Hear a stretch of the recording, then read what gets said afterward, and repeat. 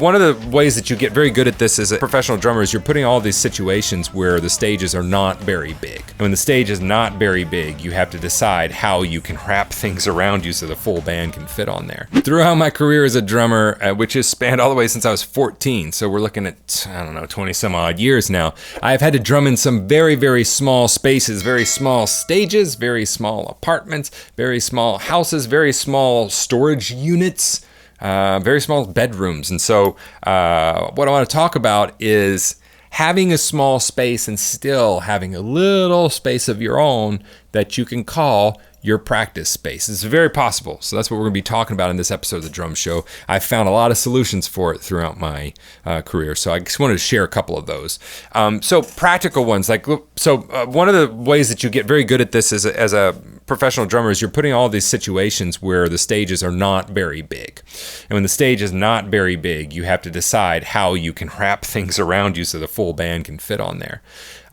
So a big hack that I could give you just right off. So many drummers set their drums up in the middle of the room, or they set their drums up facing the wall, or maybe they just set themselves against the wall. Like right now, I'm just set against the wall. This is absolutely not the most efficient way to do this if I'm wanting to conserve space, right?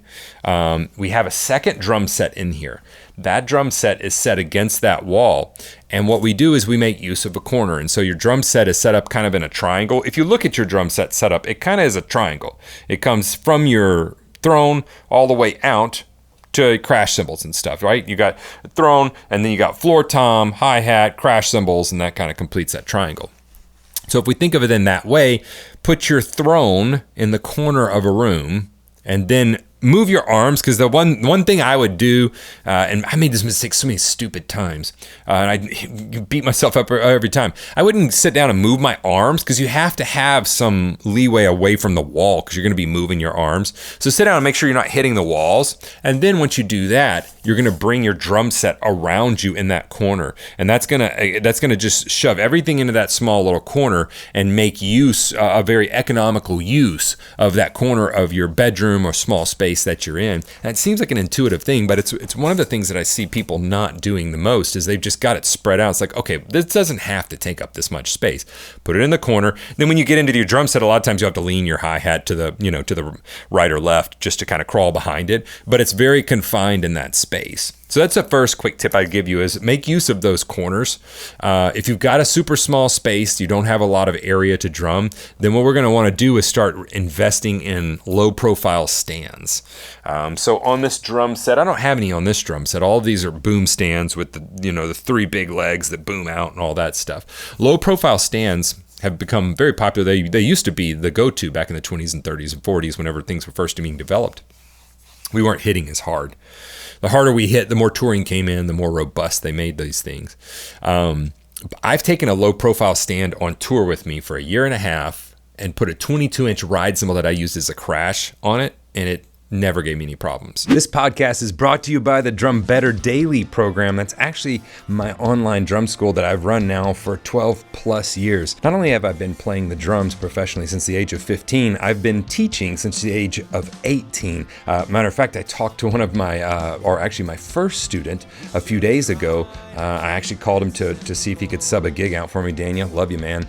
And he's still playing. He's still doing it on a pro level. And I have been committed to teaching for 22 plus years now. I would love to have you go check it out at stevensdrumshed.com. You can find a link to that in the show notes or video description, whichever platform you're watching it on. But it truly is a community of like-minded drummers where we are striving to just be the best that we can be at the drums. In addition to over 70 pre-recorded drum courses, there's also a tech talk area where we talk about everything technology related as it pertains to the drums, e-kits, recording, doing videos, all of that stuff. There are forums where you can hang out with the other students as well. We do 2 live video student calls every week that you can join if you'd like to. We do guest artist calls monthly, and I'll even make you a personalized lesson plan if that's what you need. Yes, we talk about the nuts and bolts of drumming. Yes, I give you exercises, but we also talk a lot about how to practice more efficiently,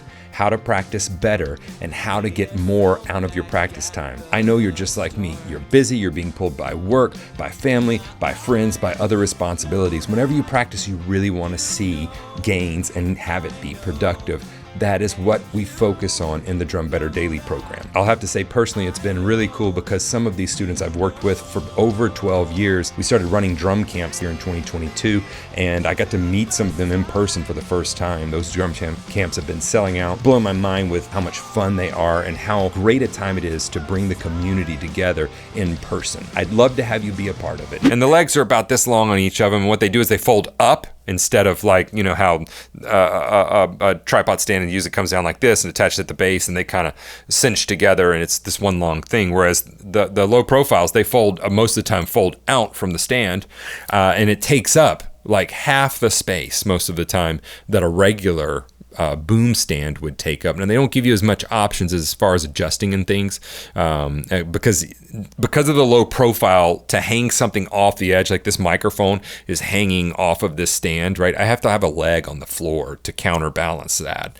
or the weight's going to tip it forward. So you don't get as many options when it comes to boom arms and things, but I most of the time can utilize one or two low profile stands around my drum set. The other thing you can do is hang toms off of your bass drum. So have a drum kit that hangs the toms, like the drum kit I've got right now. The toms, there's a space for it to hang off the bass drum, but I'm not doing that. It's on a crash cymbal stand, so it's hanging off the crash cymbal. Or there's some where you put like the snare type basket stands. That's going to be the least efficient space to take up because it's going to be another footprint that you have down there. So using low profile stands, there are hi-hat stands that come with 2 legs instead of 3 legs. These are really, really useful because you can kind of tuck that hi-hat in and wrap those legs around wherever you need to. They kind of rotate and go wherever you want them to. It doesn't seem like that third leg would be that big of a deal, but it actually takes up a good bit more space. So low profile stands, set it up in the very corner of a bedroom with your back to that corner. It doesn't work setting the broad side of the drum kit up to that corner. You're going to waste space. Put yourself in the corner and then set up so you're facing out. Low profile stands, a hi-hat stand with just 2 legs is really useful. And then looking at a toms mounted on the bass drum, really useful for conserving space. Putting a smaller bass drum in there really, really helps. So if you've got a 24-inch kick drum, going down to a 20 or an 18-inch will be really, really helpful. The smaller you go, the more it's going to sound like a tom, but 20-inch bass drums are very, very acceptable. 18-inch bass drums are very acceptable. You really get into the cocktail drum set world at about 16 inches. That's where you're really going to start sounding like floor toms. But 18, 20 inches is going to be very economical. The drums are usually going to be smaller sized. Questlove has a hip kit or a gig kit or something like that. There's several smaller kits on the market right now that are made for like those smaller venues, smaller playing areas. And then lastly with this is a marked rug. So once you set it up, measure it, even though it's a triangle, measure it like it's a rectangle, right? And you're going to be measuring at the edges of your cymbal stands. And then I'm going to go find a rug that's almost that size. And I'm going to put that rug down there. And then I'm probably going to put some tape on it and mark where things go. And that way, when I move it, I know I can move it back into that room and I can take up as little space as I did before. I can reset that setup the same way I need to. And this is just a real useful skill to learn for gigging drummers too. It's very beneficial to know how to reduce your footprint so that you can give other people the room they need on stage. You're not the only instrument there. So anyway, I just wanted to give you a quick hitter little style session on minimizing your footprint as a drummer and how to effectively do that. Some of the tools we have out there that we can use for doing that. If you ever have any questions, all you got to do is email me, help@stevensdrumshed.com.